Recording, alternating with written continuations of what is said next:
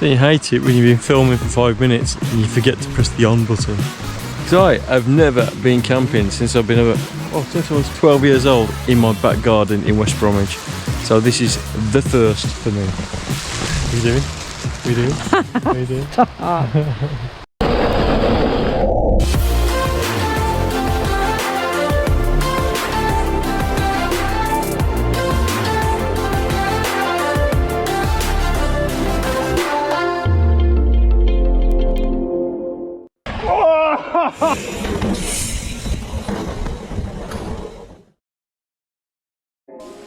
Oh yeah, you absolutely heard right. I've never been camping. But I really do love an adventure, and Beck is a massive advocate of the feral lifestyle. So let's grab this cold water and let's get on with it. So I think we've got this camping malarkey down to a fine art. So tent, barbecue on rocks, lots of bugs. You may be able to see them, you may not. But citronella candle under the table right there. And you can't go camping without red wine, Gaz. People don't realise how miserable it is to be a ginge. She has bad allergies. Bad allergies.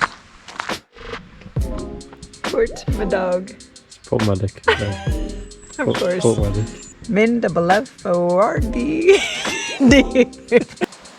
So now that Beck's destroyed the national language of Wales, let's continue on a little adventure before we hit Snowdon tomorrow. So tomorrow morning we're taking Beck up her first mountain, which is Snowdon, and we're going to go up the Watkin path and possibly come back down the West Ridge and go for a swim in the rock pools after that. Swim. Oh. Good thing I brought my bathing suit.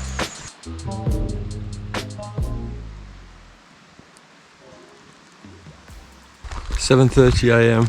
Enjoyed the camping experience apart from the relentless bug bites. So we're going to do this today, which is the Watkin Path Snowdon, and then we're heading to the coast where hopefully there's less bugs. Let's talk about these bug bites. I had in the region of about 100 bug bites, which were incredibly painful and caused me to break out into hives. But apparently that's what you get for camping right next to the river. So I've done the Watkin path a couple of times in my lifetime, and I'm going to pass on my pearls of wisdom to you guys. The first thing I would say is take your time, enjoy the surroundings, make sure you have plenty of breaks and leave yourself plenty of time to do this walk. You may want to pause this bit just to have a look at that sign and learn a bit of history about the Watkin path. Basically, in some form or another, it's been here since 1892. And I like this walk for a couple of reasons. One of the reasons is it starts nice and gentle through a beautiful wooded area. There is always something to see on the Watkin path, be it the miners' village on the way up, or this is where the Prime Minister in 1892 actually opened the Watkin path. Now the Watkin path, in my opinion, is probably one of the more severe trails to get up to the top of Snowdon. No wheelchair access this way, I'm afraid. You are on a Welsh mountain after all, so please make sure you take appropriate clothing. If it's raining, probably not going to be the best idea to do this trail. It's really slippy on the slate. But even on a nice day like today, it may be hot at the bottom of the mountain, but as soon as you get to the top of that mountain, it's going to be windy, it's going to be chilly, and you're really going to feel it if you haven't got those layers on. In the times that we're living in, where health and safety has gone absolutely mad, I'm glad to say it hasn't reached these mountains yet. For an official trail like the Watkin path, the last scramble up to the top of Snowdon is sketchy as shit. It's a tough old walk to the top, but once you get here, the sense of achievement is second to none.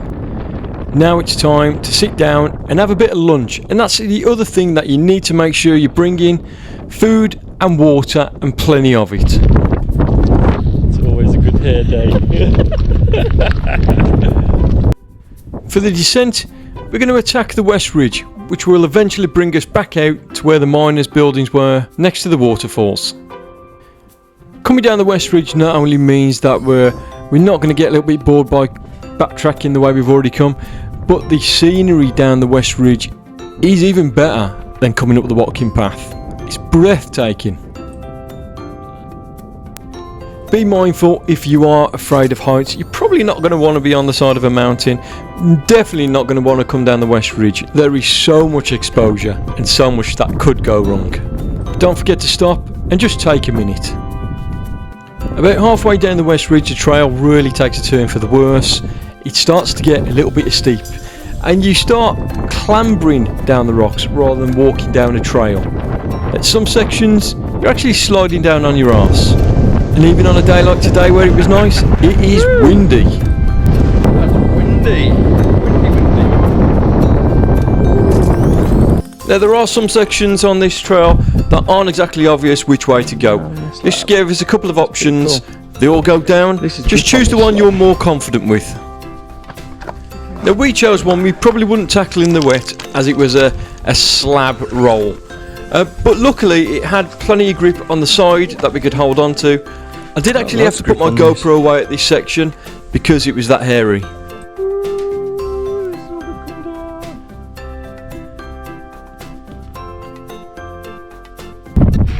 So if you're a dog, this is how you do it. Ah, look at that.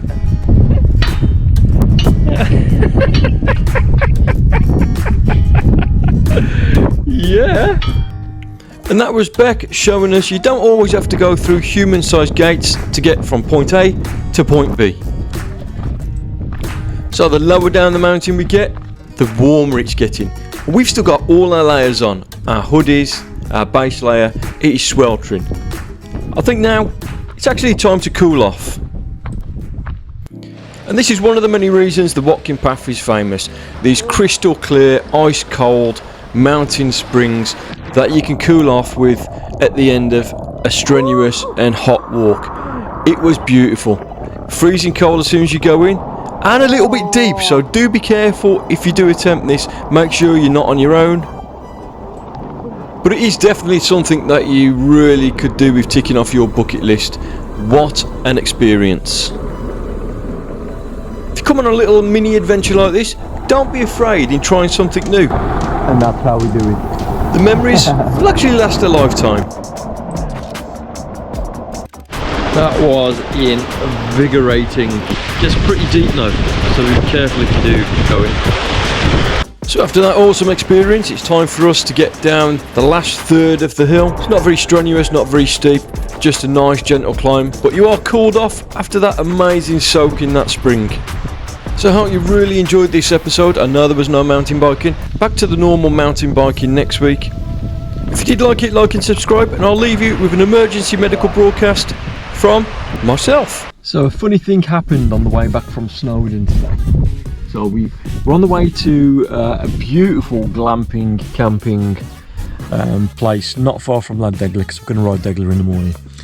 And we decided to stop by one of the famous ALDL sort of stores, and we'll get some nibbles and we'll get some burgers, you know, to put on a fire pit. And Beck wanted chicken tenders, so she got these chicken tenders and she's like feeding me these chicken tenders. I'm like, these don't taste very good, Beck. They're a bit pungent. Are they off? Turns out she's feeding me uncooked chicken tenders. Amazing. How did they taste, Beck? Yeah, they were gross when she found out they were uncooked. But until then, she was scoffing them down. They were gross then, I just